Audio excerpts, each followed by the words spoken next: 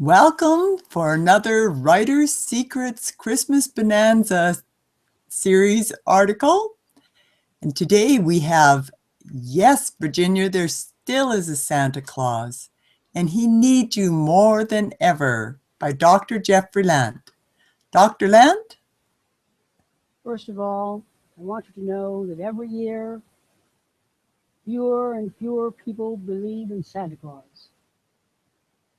If we track this for the last century, we find a steadily decreasing curve of people who answer the question that children ask, is there a Santa Claus? They'd say no.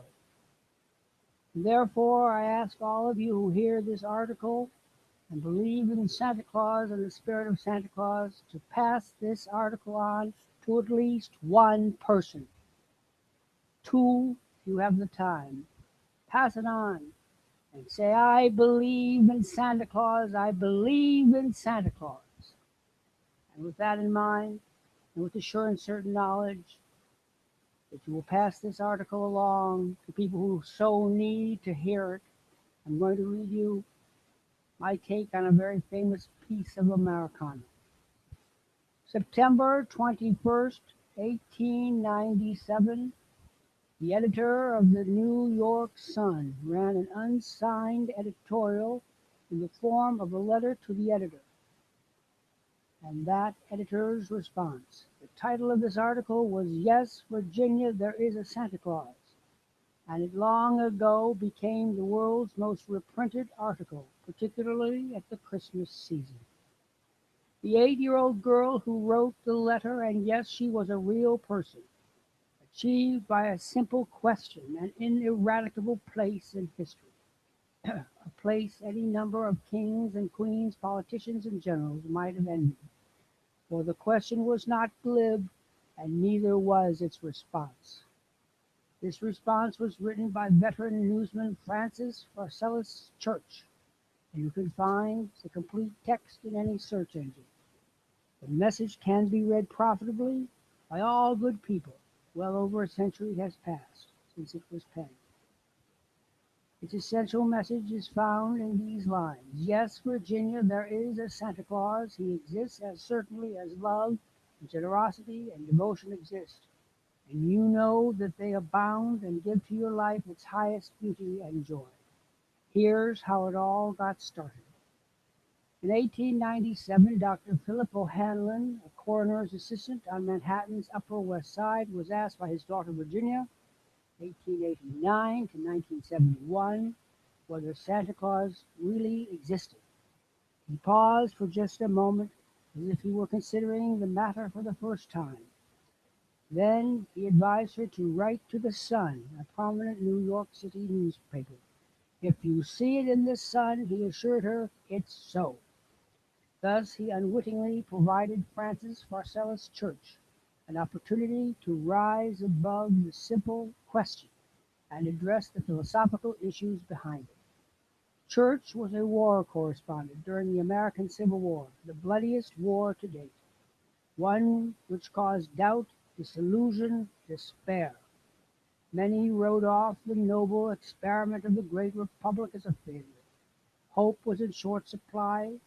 Church was given a once-in-a-lifetime opportunity to combat this negativity, to reassure his fellow countrymen and remind them of all the good things that they had, if only they would scrutinize carefully, perceive what they saw, and remind themselves of the verities on which the great republic was founded, and which are available to every citizen. Santa Claus became his apt metaphor. Grand thoughts, fustian idiom. Church was a mid-Victorian, which meant by our leaner, sharper standards that he was verbose, his prose not merely purple but cloying, lush, overwritten prolix. His final paragraph makes all this very clear. No Santa Claus? Thank God he lives, and he lives forever. 1,000 years from now, Virginia, nay, 10 times 10,000 years from now, he will still continue to make glad the heart of childhood. Today's readers grow quickly impatient, intolerant to exasperation.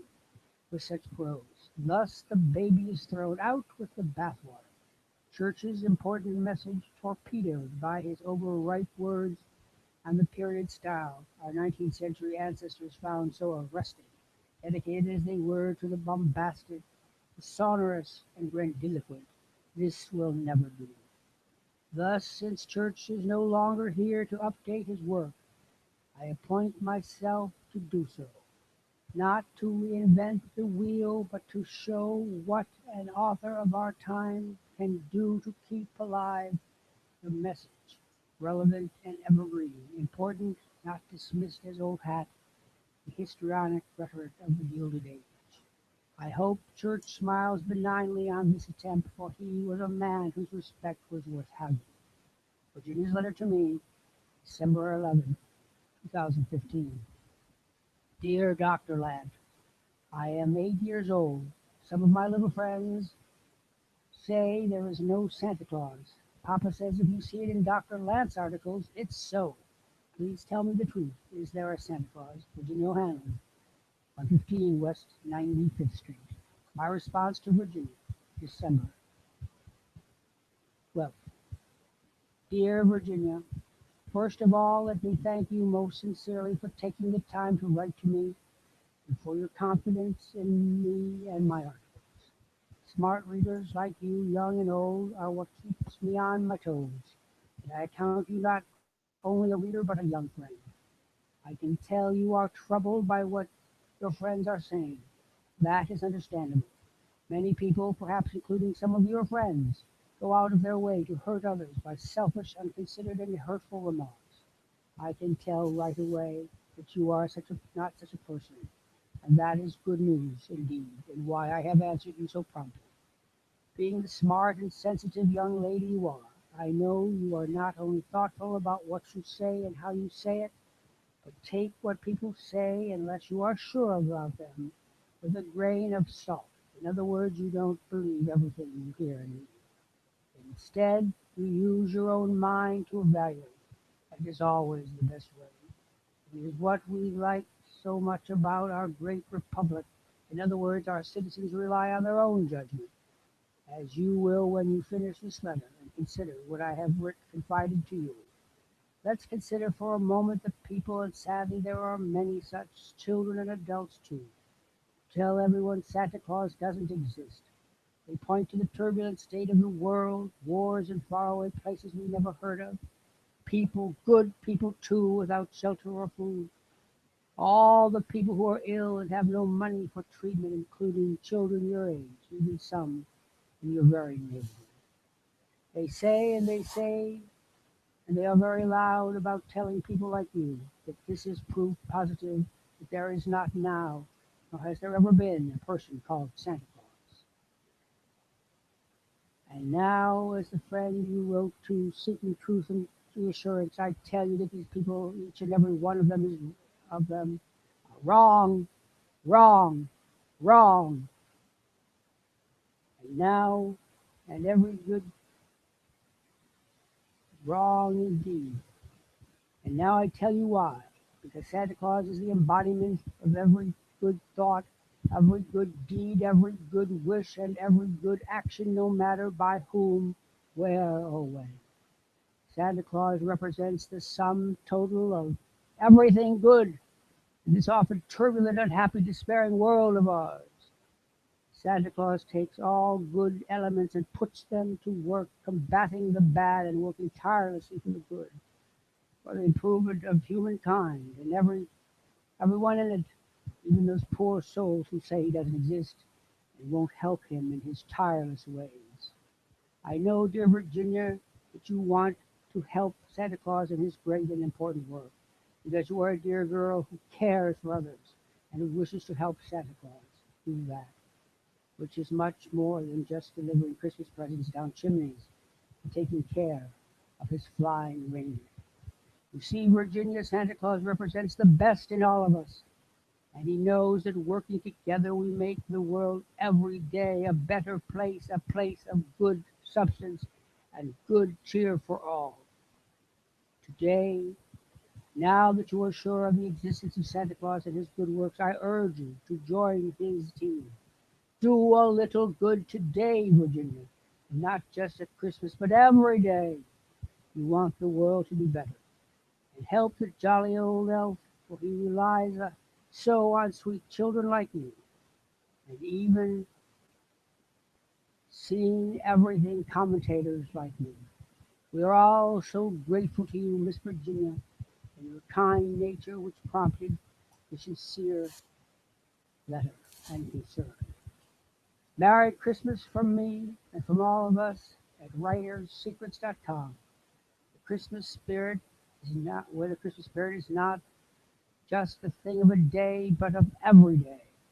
It is my pleasure to thank you for giving me the much needed opportunity to say so and to recommit my own energy and zeal. And may God and Santa Claus bless you as you truly deserve. Now, folks, if you believe in what I've written, the message to Virginia, give this to a friend, particularly your grouchiest, most Scrooge-like friend. They need it more than most, as I needed myself, as we all needed.